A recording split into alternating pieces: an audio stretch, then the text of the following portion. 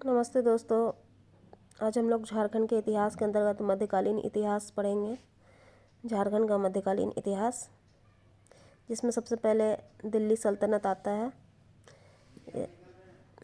मोहम्मद गोरी का एक सेनापति बख्तियार खिलजी, जिसने पूर्वी भारत अर्थात बिहार एवं बंगाल पर विजय अभियान चला रहा था, झारखंड से होकर बंगाल के सेन वंश के शासक लक्ष्मण सेन की राजधानी नादिया पर आक्रमण किया था।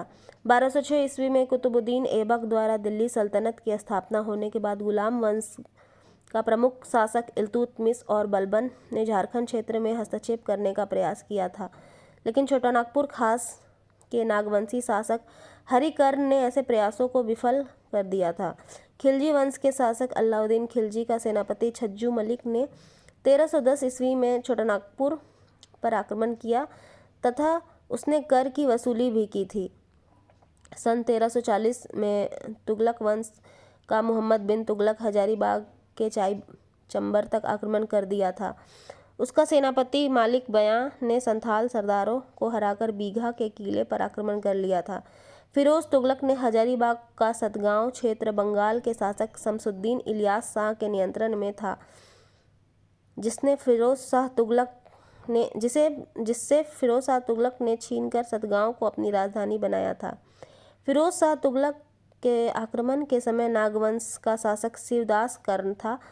1401 ईस्वी में शिवदास कर्ण ने गुमला जिले के घाघरा में हाफा मुनि मंदिर का निर्माण करवाया था। उड़ीसा में सूर्यवंश अधिक प्रभावशाली राज्य के रूप में स्थापित हो चुका था। सूर्यवंश राज्य की स्थापना गंगवंश के मंत्री कपिलेंद्र ने की थी तथा झारखंड में संथाल परगना, हजारीबाग एवं नागवंश शासित छोटानागपुर खास के अधिकांश क्षेत्रों पर अधिकार कर लिया था। इस समय नागवंश का शासक प्रतापकर्ण, क्षत्रकर्ण तथा विराटकर्ण थे। प्रतापकर्ण के समय अनेक स्थानीय राजाओं ने विद्रोह किया था, जिसमें धारवाड़ राजा, तमाड़ के राजा तथा संध्या के राजा प्रमुख थे। तमाड़ के राजा ने खुखरागढ़ पर आक्रमण कर नागवंशी प्रतापकर्ण को किले में बंदी बना दिया था। तमाड़ राजा को पराजित करने के लिए प्रतापकर्ण ने खैरागढ़ के खरवाड़ राजा बागदेव से सहायता मांगी थी। बागदेव ने तमाड़ राजा के साथ साथ पुत्र कप्पर देव को भी पराजित कर मार डाला था तथा उनके किले महोदीगढ़ को नष्ट कर दिया था। इस सहयोग के बदले प्रतापकर्ण ने बागदेव को कर्णपुरा का राजा घोषित किया था। प्रतापकर्ण के बाद क्षत्रकर्ण नागवंशी का शासक बना था। कोराम्बे में रक्सैलों एवं नागवंशियों के बीच भीषण संघर्ष हुआ था, इसलिए कोराम्बे को झारखंड का हल्दी घाटी कहा जाता है। कृष्णदास कविराज की रचना चैतन्य चरितामृत के अनुसार 16वीं सदी के प्रारंभ में कृष्ण उपासक वैष्णव संत चैतन्य मथुरा जाने के क्रम में कोराम्बे में निवास किया था। संथाल क्षेत्र में निर्मित तेलियागढ़ी दुर्ग का प्रथम उल्लेख चैतन्य चरितामृत में मिलता है। यहाँ तमाड़ के राजा ने खुखरागढ़ पर आक्रमण कर नागवंशी प्रतापकर्ण को किले में बंदी बना दिया था। तमाड़ राजा को पराजित करने के लिए प्रतापकर्ण ने खैरागढ़ के खरवार राजा बागदेव से सहायता मांगी थी।